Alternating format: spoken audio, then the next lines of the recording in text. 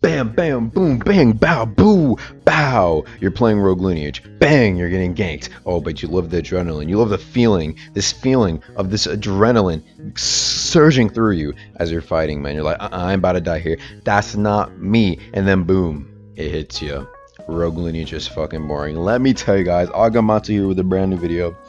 Today I'm going to be talking about why Rogue Lineage should and can be saved.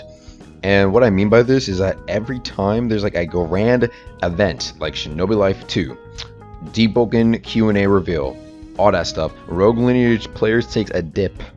It takes a dip, and once Deep Oaken comes out, I swear there's gonna be like nobody playing Rogue for a good bit, unless Deep Oaken flops, which I'm gonna keep it real, Chief. After looking literally at 20 minutes of actual good footage and gameplay, doesn't look like that's gonna happen.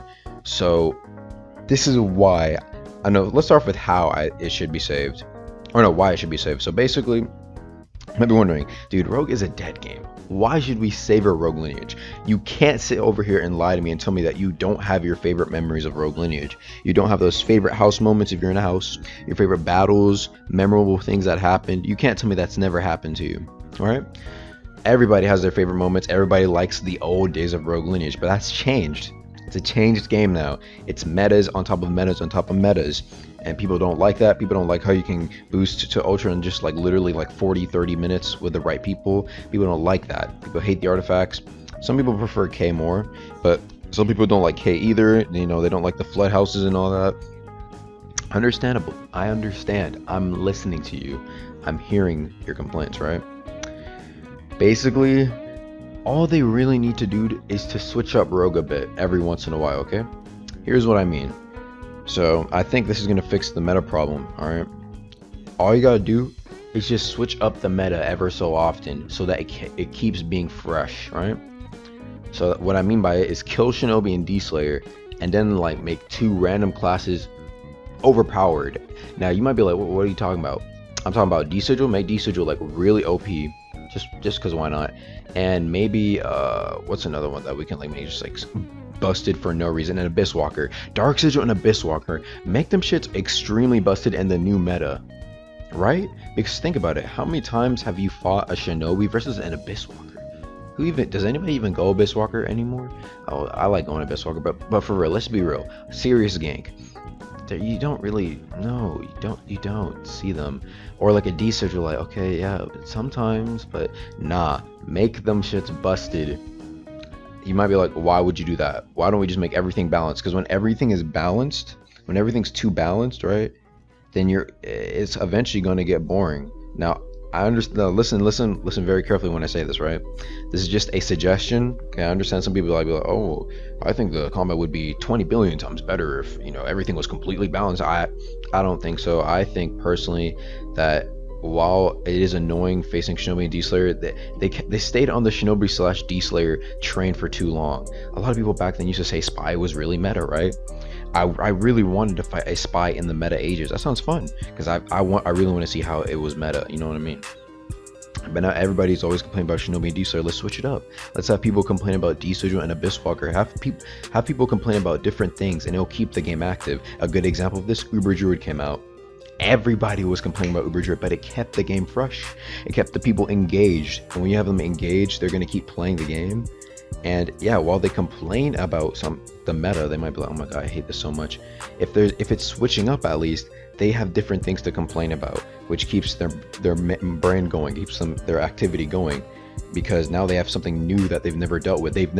Let's just say they buffed Abyss Walker. Abyss Walkers don't apply the curse stacks to themselves anymore. They get a curse shield, and let's just say they got a new fucking mobility move. They can go anywhere in the Abyss, and they'll go to the All Dark. Let's just say they had that.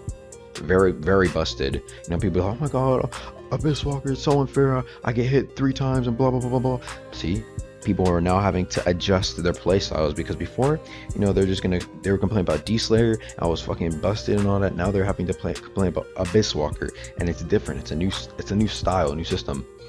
I'm gonna stop talking about that though, because, you know, like, this is just a suggestion, a wild suggestion on how I think Rogue could be kept interesting, because, you know, a new meta like every, I don't know, 2-3 weeks could keep the game consistently fresh. New things to complain about, new things to deal with, New shit, just throw in a couple artifacts in there.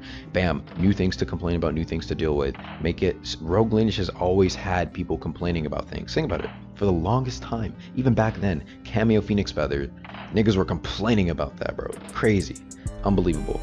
Now, maybe in the very early stages you didn't really see that much, but the rogue we all know today, people are always complaining about something. Keep having them something to complain about, because when there's nothing, eventually just stop complaining about. That's when Rogue Lineage really gets boring, because it's like, oh, it's just the game, you know what I mean? But I don't know, you could argue differently. Now, the next question is, why should Rogue Lineage be saved? Why? Like, what's the purpose? Agamatsu. What is honestly the purpose of saving Rogue Lineage? Like, what is the point? Why should we even try? Like, we might as well just let it die and go to Deepwoken, because, as I said, a bit of tied memories to the game, but Rogue Lineage is a completely independent game than Deepwoken. Now, I understand everybody's like, okay, Deepwoken looks a lot better. There's some people who actually enjoyed Rogue Lineage combat a lot more than Tales. You can't compare Tales to Rogue Lineage. The reason is, here's a good example. Tales from the Valley, right?